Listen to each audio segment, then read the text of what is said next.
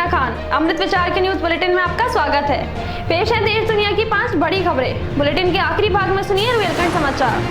Congress party प्रवासी मजदूरों के रेल टिकट का भुगतान करेगी। सोनिया गांधी ने कहा कि केंद्र सरकार ने सिर्फ 4 घंटे के नोटिस पर लॉकडाउन की घोषणा कर दी। इसी वजह से लाखों श्रमिक और कामगार घर वापस लौटने से वंचित रह गए। केंद्रीय स्वास्थ्य और परिवार कल्याण मंत्रालय ने 20 केंद्रीय सार्वजनिक स्वास्थ्य टीमों का गठन किया है। स्वास्थ्य मंत्रालय ने कहा कि इन टीमों को उन 20 जिलों में भेजा जा रहा है जहां से देश में कोरोना के सबसे ज्यादा मामले सामने आ रहे हैं।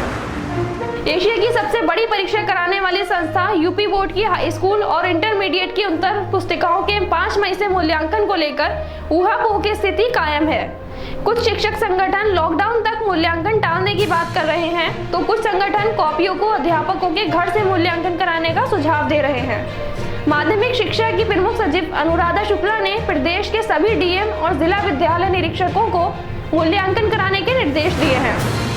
सुप्रीम कोर्ट ने कोरोना वायरस से जान गंवा चुके मुस्लिमों को कब्रिस्तान में दफन करने पर अस्थायी प्रतिबंध लगाए जाने वाली याचिका सोमवार को फिर से बॉम्बे हाईकोर्ट को भेज दी।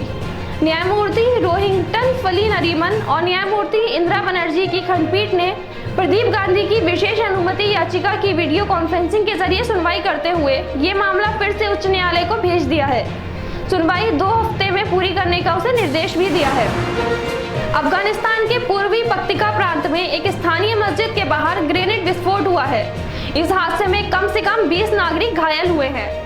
प्रांतीय पुलिस प्रवक्ता शाह महमूद एरियन ने कहा कि रविवार को स्थानीय समय रात 8 बजे खैरकोट जिले के मोहम्मद हसन गांव में एक मस्जिद में रमजान की रात की नमाज अदा करते समय ये विस्फोट हुआ है। और अब पेश है रुहेलखंड समाचार।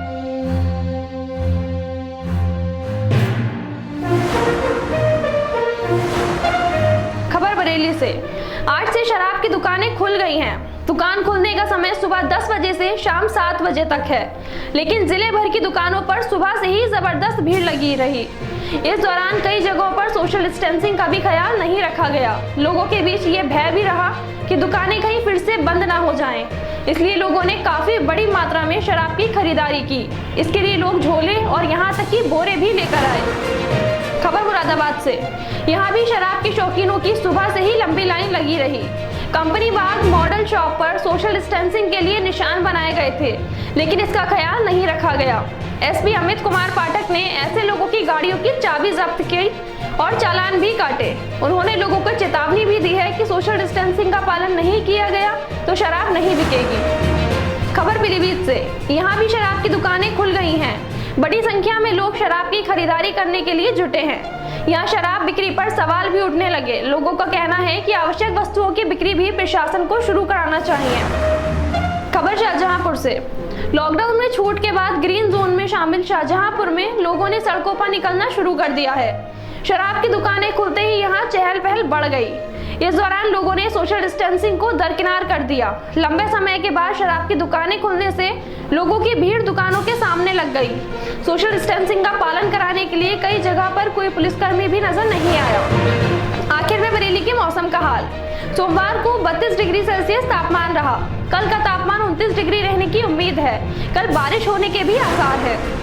इन खबरों को डिटेल में जानने के लिए लॉगिन कीजिए हमारी वेबसाइट www.amritvichar.com। नमस्कार।